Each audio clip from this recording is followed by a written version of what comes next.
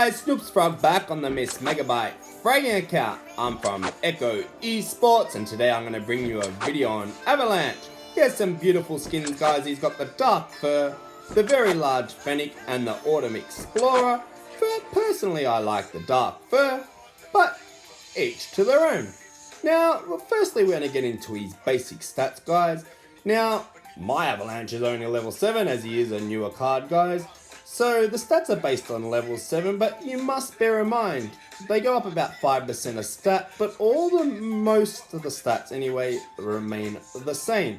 So your DPS and your HP will definitely change, but things like your fire rate, ammo pool, things like that always remain the same. The only other thing that may differ will be the damage caused by the special ability. But other than that, all the stats remain the same, but I'll still be quoting my level 7 stats today, guys. So Avalanche at level 7 has a 224 HP.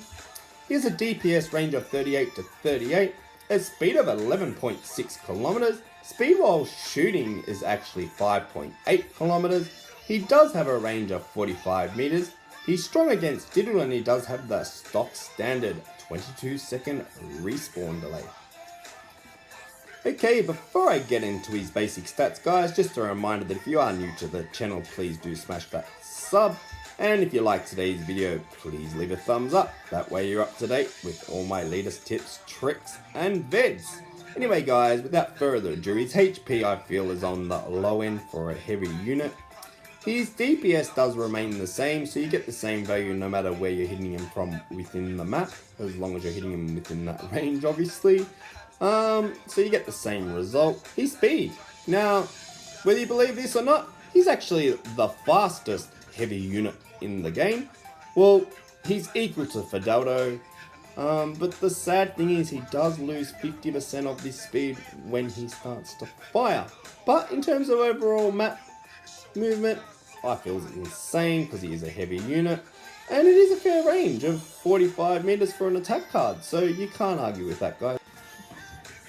Now let's get into this weapon, the Icicle Blaster, that has an ammo pool of 12, a reload of 1.6 seconds, guys. It has a fire rate of 267 with a radius of 0.5 meters, so half a meter radius there. It does have a base damage of 9.6 per shot, and you do gain the headshot multiplier. Now, the Icicle Blaster has so much potential in my opinion, guys. It does have a decent ammo pool with a very fast fire rate, for a heavy unit that is. And, you know, if you take in the margin for error with the radius, and the reload time is about average. It's not fast, it's not slow. But there's one thing when the base damage does not take into consideration is the overall icicle damage. Now, according to my calculations, when I worked it out, it would be roughly 50% more base damage per shot. So let's say you're landing the 10 per shot, then you're most likely seeing 0.5 flicker off per shot. So that's how I sort of worked that out. Now, I find the damage, which is very decent when you factor in the fire rate, and the fact if you're accurate you still get that headshot multiplier. I find this weapon has so much potential. Now my card's only level 7, guys, so I'm not sure how it's going to go against the high cards, so that's why I'm bringing you some play against these higher level tower cards, just to see sort of if it was struggling or not, and to see how we went. So I took it for a run both in arena, and then I wanted to go against the higher cards on the tower, and I was quite surprised as my Avalanche is only level 7, and it was picking up kills on higher level cards. However, when I did start to slow down when I fired, I was finding I was getting killed here and there. Now, let's get into his special ability, guys. It's the Ice Prison. I'm going to give you the title of it first. The Ice Prison has a cooldown of 15 seconds. It does cover a radius of 1.7 meters, and it has a base damage of 48. Now, this ability is so fun, but it does what I consider to have a long cooldown. But the fact that it's big enough radius to catch multiple characters and will do the base damage to all the enemy units trapped. Now, at lower levels, this ability base damage might seem minute, but base damage might seem minute as the card level levels. I think you'll find this is going to be very helpful in terms of a base damage of ability. If you consider someone like Quarterback, who's got, you know, a 60 or 70 and that can come in just clutch, and I think this character will do similar.